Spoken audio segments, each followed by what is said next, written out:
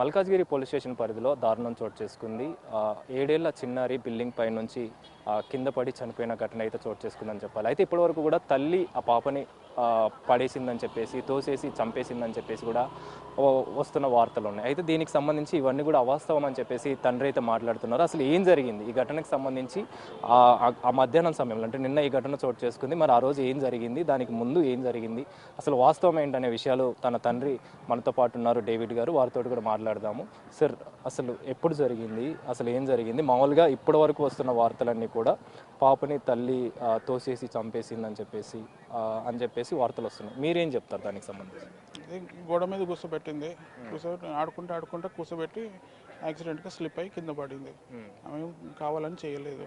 Okay, అంటే మీరు చూసినంత వరకు సార్, అంటే 2 రోజుల ముందు మీకు సంబంధించి ఒక గొడవ జరిగిందని చెప్పేసి కూడా మాకు తెలుస్తుంది. గొడవలు ఏం లేవు. అసలు ఎలా జరిగింది సార్, ఏంటి దానికి సంబంధించి ఏం చెప్తారు? ఇంట్లో ఫ్యామిలీ ప్రాబ్లమ్స్ అయితే ఏం లేవు, గొడవలు ఏం లేవు. నన్ను పాప అంటే చాలా ఇష్టం తనకి. ఇప్పుడు ఇద్దరు ఆడుకుంటూనే ఉంటారు. మొత్తం ఎంతమంది పిల్లలు సార్ మీకు? బాబు పాప. ఓకే, ఎన్ని సంవత్సరాల నుంచి మీరు అపార్ట్మెంట్లో నివాసం ఉంటున్నారు? కొత్తగా రీసెంట్ 6 months అయింది. ఓకే, మ్యారేజ్ ఎన్ని సంవత్సరాలు అవుతుంది? మ్యారేజ్ అయ్యి 15 years అయింది. ఓకే, అంటే ఇంకొక వార్త కూడా వినిపిస్తుంది, ముఖ్యంగా అంటే మీ భార్యకు సంబంధించి కొంచెం మెంటల్గా డిస్టర్బ్ ఉన్నారు. దానికి సంబంధించి 2 రోజుల క్రితం గొడవ జరిగింది, ఆ తర్వాత ఈ విధంగా ఘటనకు పాల్పడ్డారని చెప్పేసి దాని మీద ఏం మాట్లాడతారు మీరు? పర్లేదు చెప్పండి, మీకు తెలిసింది అసలు ఏం జరిగిందనేది చెప్పండి. మెంటలీ డిస్టర్బ్ అంటే తను రెగ్యులర్గా మెంటల్గా ఏం డిస్టర్బ్ లేదు. ఎప్పుడో ఒకసారి అట్లా తనకు అవుతుంది. ఎలా ఉండేది సార్ మామూలుగా? ఏంటి అసలు ఇష్యూ ఏంటి? ఇష్యూ అయితే పెద్ద ఇష్యూ ఏం లేదు దాంట్లో. ఓకే, దానికి సంబంధించి ట్రీట్మెంట్ కూడా తీసుకుంటారు? ట్రీట్మెంట్ అవుతుంది. ఎప్పటి నుంచి ఇప్పటికి కూడా కంటిన్యూ అవుతుంది? సేమ్ ట్రీట్మెంట్ కంటిన్యూ అవుతుంది. Okay, 2-3 years.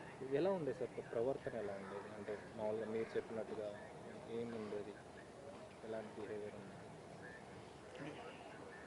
ప్రవర్తన అంటే మామూలుగా ఉండేది, ఏమంత బ్యాడ్గా లేదు.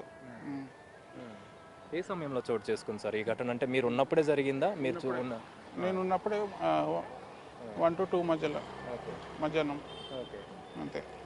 ఆ టైంలో ఎలా ఉండే సార్? అంటే ఆ టైంలో ఏం జరుగుతుంది? మామూలుగా మీరు మాట్లాడుకుంటున్నారా ఏంటి, అసలు ఏం జరిగింది కొంచెం అది ఎక్స్ప్లెయిన్ చేస్తారు? లోపల కూర్చొని మాట్లాడుకుంటున్నాం. నేను బాబుతో ఆడుకుంటూ ఉంటాను. తను బయటికి తీసుకెళ్ళింది, గోడ మీద కూర్చోబెట్టింది, యాక్సిడెంట్గా స్లిప్ అయ్యి కింద పడ్డది. అంటే ఆడిపించుకుంటూ. ఓకే, అంతే. మరి ఇప్పటి వరకు వస్తున్న వార్తలన్నీ కూడా మరి దాని మీద మీరు ఏం స్పందిస్తారు? ముఖ్యంగా తల్లి కొంచెం మెంటల్గా డిస్టర్బ్ ఉందని చెప్పేసి, ఆ తర్వాత మీకు సంబంధించి ఒక చిన్న గొడవ జరిగింది, దాన్ని బేస్ చేసుకొని మధ్యాహ్నం నిన్న పాపని ఆ విధంగా వేరే పక్క బిల్డింగ్ మీద పడేయడం జరిగిందని చెప్పేసి చెప్పడం జరుగుతుంది. దాన్ని ఏమంటారు? పక్క బిల్డింగ్ అయితే అదైతే కరెక్ట్ అని చెప్తాను. ఇప్పుడు వస్తున్న వార్తలకు సంబంధించి మీరు ఏం మాట్లాడుతారు? అంటే అవన్నీ కూడా మీరు అవాస్తవాలు అంటున్నారు కదా, దాని మీద మీరేం స్పందిస్తారు అది చెప్పండి. నేను చెప్పలేను, అంతే. దానికంటే ఇంకా నేనేం చెప్పలేను. ఓకే, అంతే. అంతే. ఓకే, పోలీసులు మరి దీనికి సంబంధించి మీరు ఏమని కంప్లైంట్ ఇచ్చారు? పోలీసులు ఏమని చెప్తున్నారు? పోలీసులకు సంబంధించిన ఏం మాట్లాడుతున్నారు? పోలీస్ అంటే ఇంకా దీనికంటే నేనేం చెప్పలేను. అంతే. పోస్ట్ సార్, మీరు చెప్పండి, మీరు కూడా రిలేటివ్ కాబట్టి మీకు తెలిసే ఉంటుంది, అసలు ఏం జరిగింది సార్? వాళ్ళు చెప్పేదంతా అవాస్తవం. మేము ఆల్రెడీ క్లియర్గా ఈ విషయంని రిటర్న్ లెటర్ ఇచ్చాడు మా బ్రదర్. ఏమని? ఆ అమ్మాయి బై మిస్టేక్గా మిస్ అయ్యి పడిపోయింది ఆడిపిస్తుంటే, ఆమె కండిషన్లో ఎక్కడనైనా సరే పిల్లల్ని చంపేంత కండిషను సివియర్గా లేదు.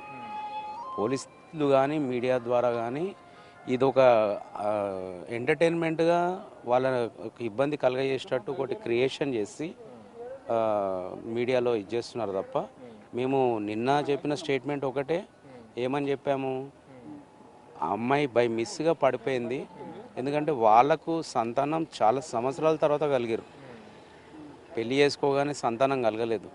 సో మాకు నిన్న కూడా పోలీస్ వాళ్ళు ఒక లెటర్ అడిగారు, హస్బెండ్ నుంచి మీకేమైనా అబ్జెక్షన్ ఉందా, మీ మిసెస్ ఏమన్నా వాంటెడ్లీ చేశారా అని చెప్తే ఆయన కాదని చెప్పేసి ఒక లెటర్ కూడా ప్రొడ్యూస్ చేశాడు. కానీ కంప్లైంట్ కంప్లైంట్లో కూడా మేము చెప్పిన విషయాలు కూడా ఇవే విషయాలు చెప్పాం.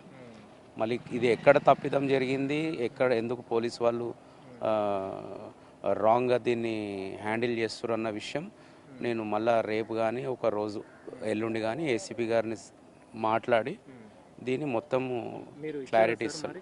రిటర్న్ కంప్లైంట్ ఇచ్చారా? అంటే దీనికి సంబంధించి ఏమని ఫిర్యాదు చేశారు? అంటే ఇది ఈ విధంగా కేసు ఇలా పోట్రీ అవుతుంది అని చెప్పేసి మీరు ఇవ్వడం జరిగిందా? ఏం చెప్తారు?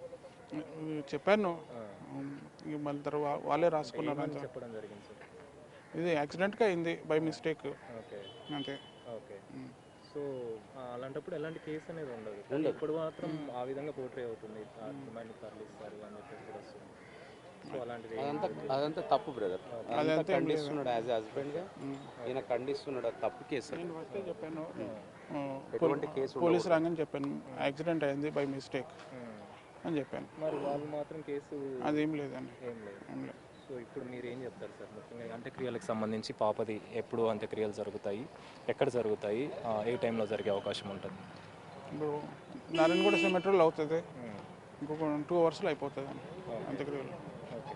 ఇప్పుడు అమ్మగారి పరిస్థితి, అంటే తల్లి పరిస్థితి ఎలా ఉంది సార్? ఆమె నార్మల్గానే ఉందా, ఎలా ఉంది? నార్మల్గానే ఉంది, పడుకొనే ఉంది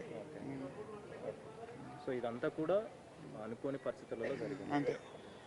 సో మొత్తానికైతే ఇప్పటివరకు కూడా అంటే ఉదయం నుంచి వస్తున్న వార్తలు ఏవైతే ఉన్నాయో, తల్లే కన్న కూతుర్ని చంపేసిందని చెప్పేసి ఏవైతే వార్తలు వస్తున్నాయో, అదేవిధంగా కేసు విషయంలో కూడా మేము రిటర్న్ కంప్లైంట్ ఇచ్చాము, యాక్సిడెంట్గా జరిగి మాత్రమే మేము కంప్లైంట్ ఇచ్చాము, కానీ ఈ విధంగా ఎందుకు వార్తలు వస్తున్నాయని మాత్రం తెలియట్లేదు. ఇది మొత్తం కూడా పూర్తిగా అవాస్తవం అని చెప్పేసి ఫాదర్ డేవిడ్ చెప్తున్న పరిస్థితి అయితే మనకు కనిపిస్తుంది. కెమెరా పర్సన్ శ్రీకాంత్తో కలిసి అనిల్, బిగ్ టీవీ,